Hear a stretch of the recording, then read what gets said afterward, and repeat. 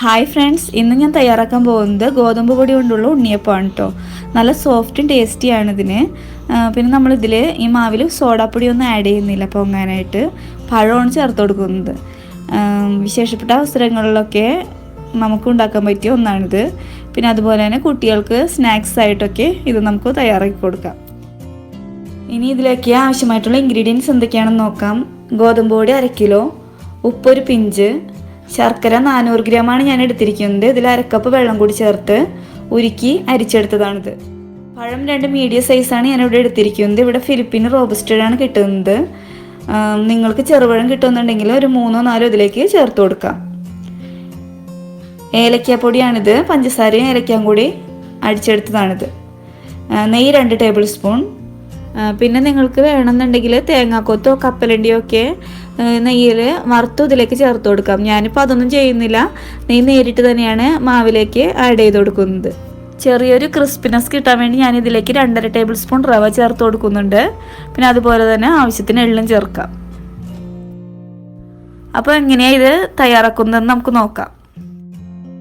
ആദ്യം തന്നെ ഈ പഴം നമുക്ക് മിക്സി ജാറിൽ നന്നായിട്ട് അടിച്ചെടുക്കാം. ഒരു ബൗളിൽ ഞാൻ ഗോതമ്പ് പൊടി എടുത്തിട്ടുണ്ട്. അതിലേക്ക് ഞാൻ ആവശ്യത്തിന് ഉപ്പ് ചേർത്ത് കൊടുക്കുന്നുണ്ട്. ഒരു നുള്ളോ 2 തുള്ളോ ഉപ്പ് ചേർത്ത് കൊടുക്കാം നമുക്ക്.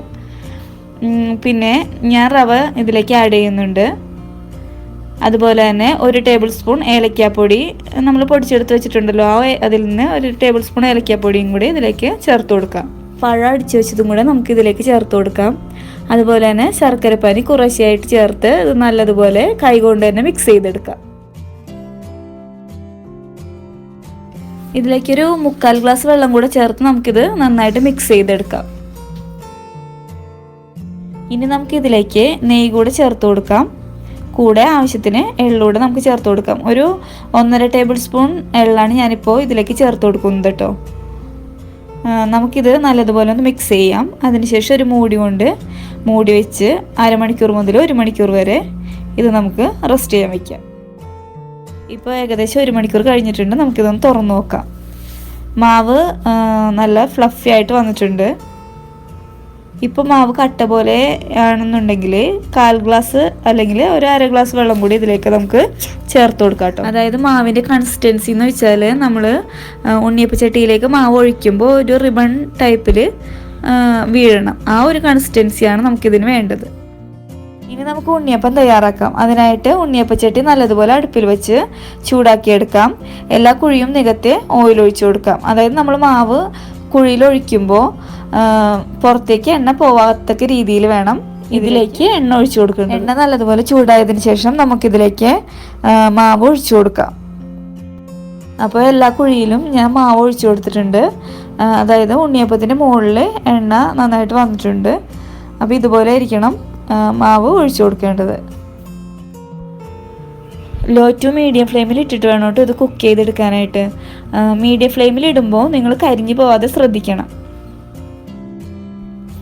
ഫ്ലെയിം കൂടുതലാണെങ്കിൽ കരിഞ്ഞു പോവുകയും ചെയ്യും. അതുപോലെ തന്നെ ഉള്ളു വേവത്തുമില്ല.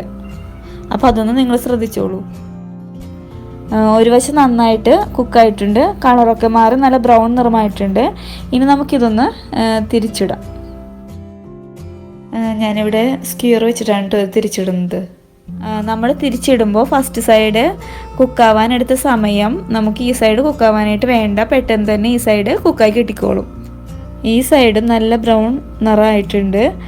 അപ്പോൾ നമ്മുടെ ഉണ്ണിയപ്പം കുക്കായിട്ട് വന്നിട്ടുണ്ട്. നമുക്കിനി ഇത് ചട്ടിയിൽ നിന്ന് മാറ്റാം. നിങ്ങൾക്ക് കാണുമ്പോൾ തന്നെ അറിയാലോ, നല്ല സോഫ്റ്റായിട്ട് നമുക്ക് കിട്ടിയിട്ടുണ്ട്. നമുക്ക് ബാക്കിയുള്ള മാവും ഇതുപോലെ തന്നെ റെഡിയാക്കി എടുക്കാം.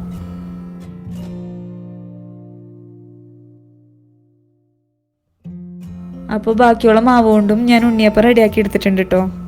അപ്പോൾ നമ്മുടെ സോഫ്റ്റും ടേസ്റ്റിയുമായിട്ടുള്ള ഉണ്ണിയപ്പം ഇവിടെ റെഡി ആയിട്ടുണ്ട്. എന്താ ഇത് കാണുമ്പോൾ തന്നെ നിങ്ങൾക്ക് മനസ്സിലാവുമല്ലോ. ഉള്ളൊക്കെ നല്ല വെന്ത് നല്ല ഫ്ലഫി ആയിട്ടുള്ള നല്ല സോഫ്റ്റ് ആയിട്ടുള്ള ഉണ്ണിയപ്പമാണ്. നിങ്ങൾ എന്തായാലും ട്രൈ ചെയ്യണം. ഫീഡ്ബാക്കൊക്കെ അറിയിക്കണം. അപ്പോൾ വീഡിയോ ഇഷ്ടമായിട്ടുണ്ടെങ്കിൽ നിങ്ങൾ ലൈക്ക് ചെയ്യണം, ഷെയർ ചെയ്യണം, സബ്സ്ക്രൈബ് ചെയ്യണം. Okay, thank you.